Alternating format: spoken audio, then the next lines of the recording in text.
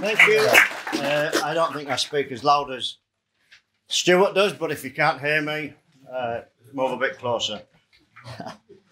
108. That's the number. 108. Remember that number. 108 times Theresa May came to the dispatch box and said we would leave on March the 29th. I should be retired now. I should be sat at home playing my guitar. She told me we was leaving.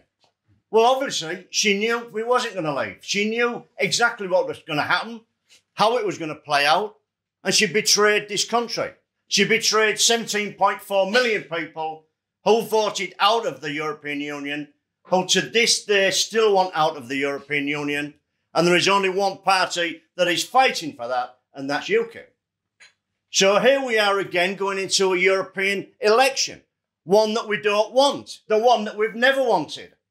But we're having to do this to finish the job, to get it over the line. Now, time and time again, I'm like Stuart. I try and do my best as an MEP. I try and work as hard as I can. We have had in the party some people that haven't worked as hard. Thankfully, they are now sitting in another party, which Stuart just mentioned, and they're very welcome to these people. I've worked very, very hard in the Parliament, and I was on a radio show 2 nights ago where the Greens said the UKIP MEPs don't do anything. And I'm in a little box studio in Hull. They're all in London having a great time. And I butted in. I said, just a minute, you can't say that. Oh, we'll come back to you, mate. We'll come back. You won't let me get in.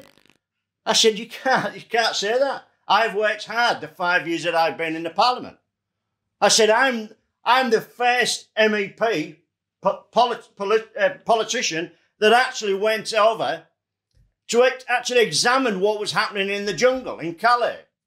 I spent 5 weeks over there with James, who was filming tonight. We went out there, we roughed it, we went out and saw for ourselves. There was no young women, there was no children, there was plenty of young men of fighting age. We never saw any young women. We went right down that North French coast, right through into Holland, into Zeebrugge. So all of the ports there, that was wide open, no security whatsoever, no police, no dogs, nothing. Down that French coast, into Holland, nothing. That was open for those people to come into our country, and coming into our country, they are. Now we had a lot of adventures there.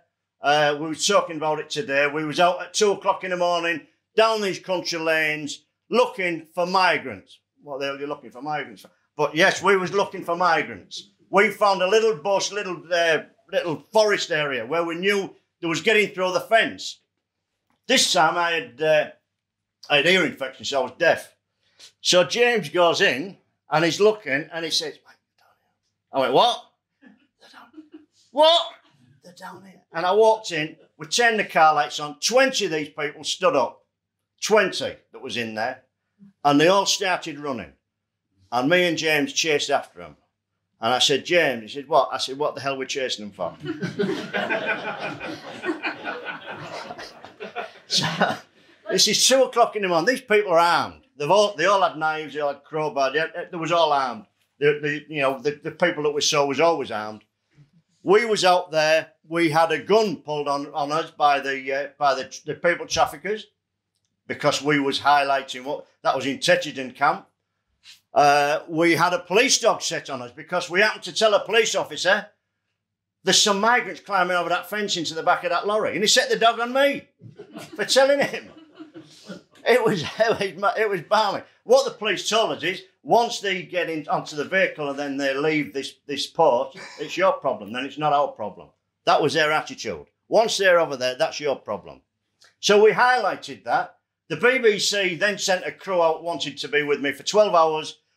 We want to see, because you're a vigilante, Miss Hookem, you're a vigilante. You chased off all of these migrants. I said, no, I never. I said, I just walked in and there was. So we went out with him for 12 hours. And a full day I was mic'd up. And he's trying to trip me up all the time, BBC Two, trying to trip me up, trying to get me to say something racist, we're here, migrants, and all the rest of it.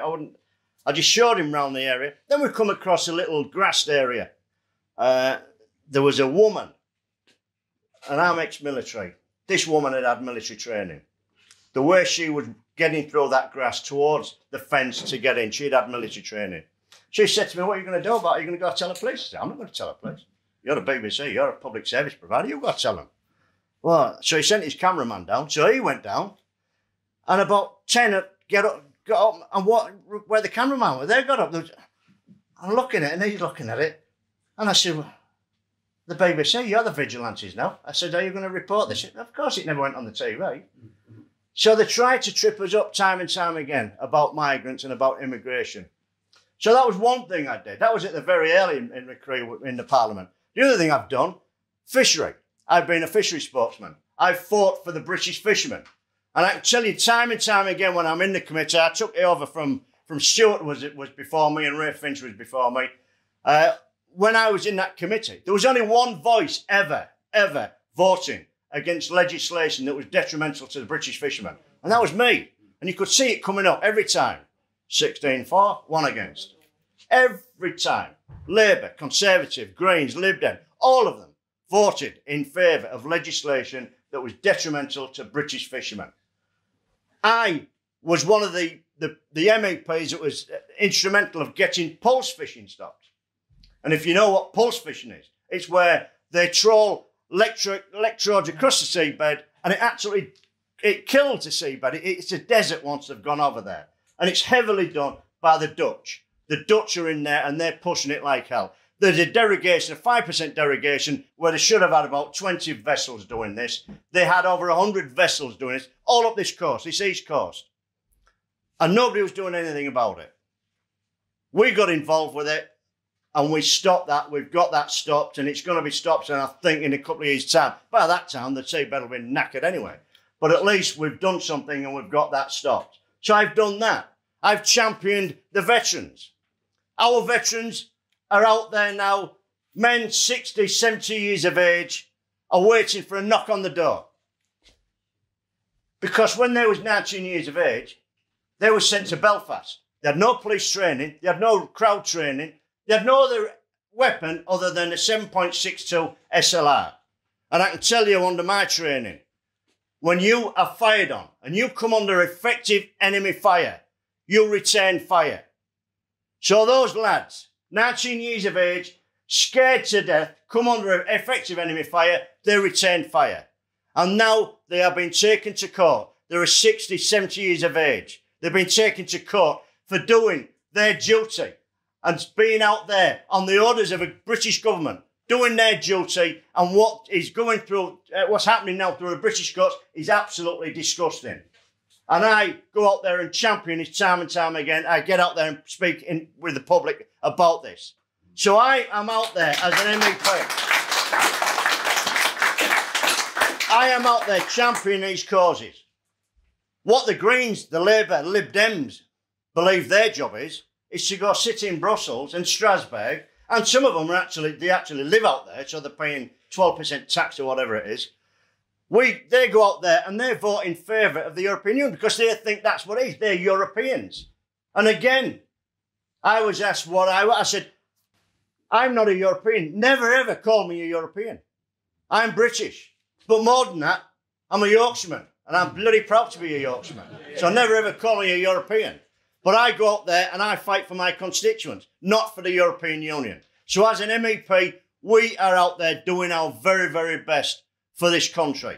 And we need, again, the support of the British people to get us back in there so we can get this job finished, get over the line, and get this country out of the European Union.